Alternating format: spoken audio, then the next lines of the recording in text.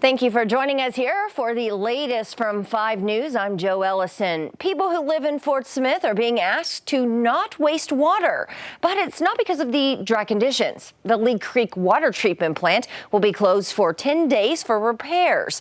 The city of Fort Smith is now under Phase 2 water conservation orders. Now, the order has several restrictions. Here's a few.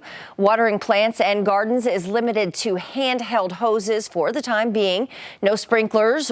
Washing your car at home is not allowed, and filling swimming pools and fountains is also not allowed at this time. The city thinks the repairs should be wrapped up by Monday. Now, before we get to other news, let's check in with meteorologist Zach Scott. Now, Zach, we're heading into the weekend, hoping for some good weather. Yeah, we've got a couple of hot days here. Pretty typical summer forecast for us, Joe. You've got the warm, muggy conditions, a low rain chance. We are looking at some better rain chances as we get into next week. So all in all, pretty typical summer day here and summer weather heading into the weekend. We've got temperatures in the mid-90s for Northwest Arkansas for your Friday. So wrapping up the work week, upper 90s to the triple digits, and really not expecting a whole lot of change for your Saturday, for your Sunday than what we really got here today. It's mostly some mid-90s for Northwest Arkansas.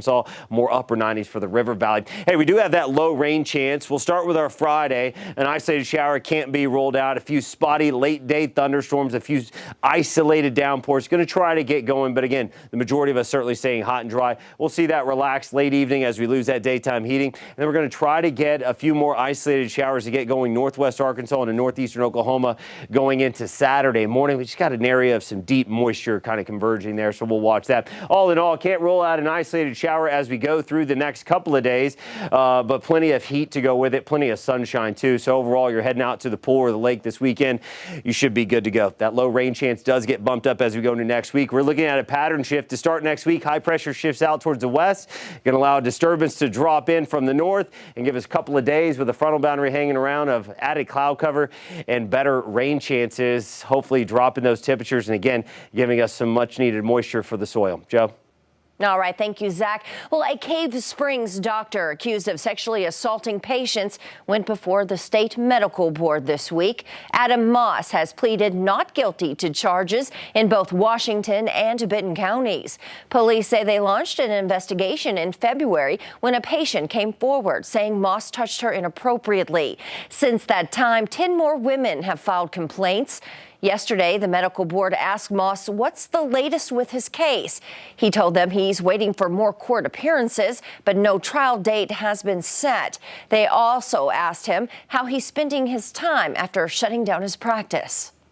Potentially a thought of doing a virtual practice because there's a huge need still in our area for endocrinology help. And I have, a huge patient base from the last 20 years, sort of table that for the month of July, just kind of recovering from the trauma of everything that happened. Now, the board told Moss moving forward, he'll need to notify them about the outcome of his court proceedings. Moss is scheduled to go before a judge again next month. The city of Fayetteville is looking at ways to prevent flooding, and that it could include tearing down an apartment building.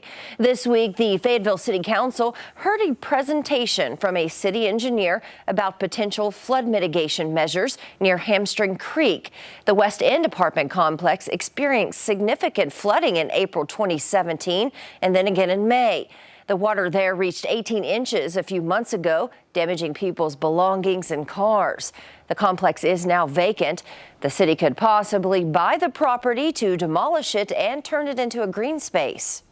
But we would never allow this kind of building in the location it is. So, yes, the best way to do it is to get those structures removed, get them out of that floodway so that the water can flow through there. The property's sale price is about $1.4 million. The city plans to buy the land, demolish the apartments, and see what's best for the area. The city council will meet again on this issue August 16th. They're expected to finalize its decision on the property. Well, between bus driver shortages and severe weather, it seemed like school bus routes were getting canceled a lot last year. Now, one Northwest Arkansas school district is changing the way it runs its routes in hopes of making things smoother. If your child is in the Springdale school district and rides a bus, this is for you. The district is switching to a fixed route system. Instead of driving into every neighborhood, the bus will drive to a fixed spot where students will get on the bus. Parents can go to the district's website, type in their address, and see exactly where their child's bus stop will be. The idea is that we are providing consistent routes that will have built-in redundancies so we can limit or eliminate canceled routes. So if you look at last year, we just can't go back to that. The ripple effects of canceling routes impacts parents, businesses. We just can't go back to that. The Springdale School District is still looking to hire more bus drivers. You can find more information on how to apply right there on the Springdale District's website. Well, switching gears to news on a national level, a major development in the police killing of Breonna Taylor.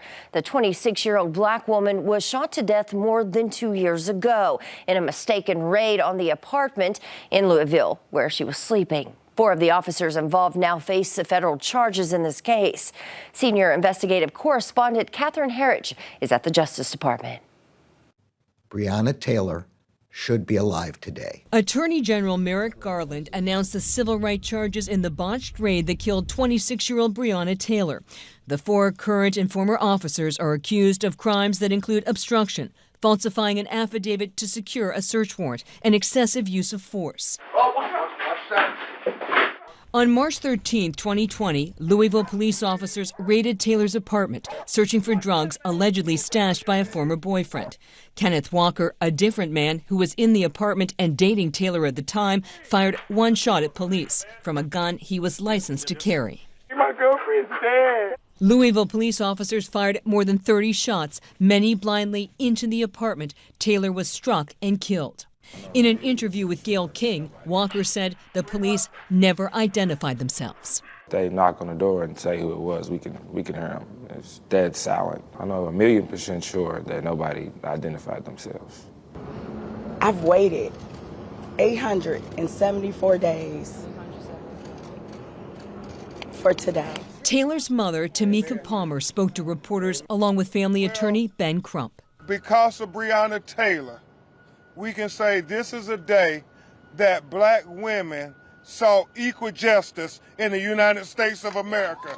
Sergeant Kyle Meany and former detective Joshua Janes are charged with falsifying an affidavit to obtain the raid search warrant. Former detective Brent Hankerson is charged with blindly firing into Taylor's apartment. Janes and detective Kelly Goodlett are accused of covering up their actions. Breonna Taylor's death during the botched police raid galvanized the social justice movement. Her name is now synonymous with demonstrations over policing and racial injustice. Breonna Taylor should have awakened in her home as usual on the morning of March 13th, 2020. Tragically, she did not. The Justice Department is also investigating whether Breonna Taylor's death is part of a broad pattern and practice of misconduct within the Louisville Police Department. Catherine Herridge, CBS News, the Justice Department. Brett Hankinson and Joshua Janes have been fired, and the Louisville Police Department is in the process of terminating Kyle Meany and Kelly Goodlett. The Attorney General would not comment on whether the recent acquittal of one defendant on state charges of wanton endangerment could impact the federal case. Well, thank you for catching up with us here at 5 News. Have a great weekend, and we'll see you next week.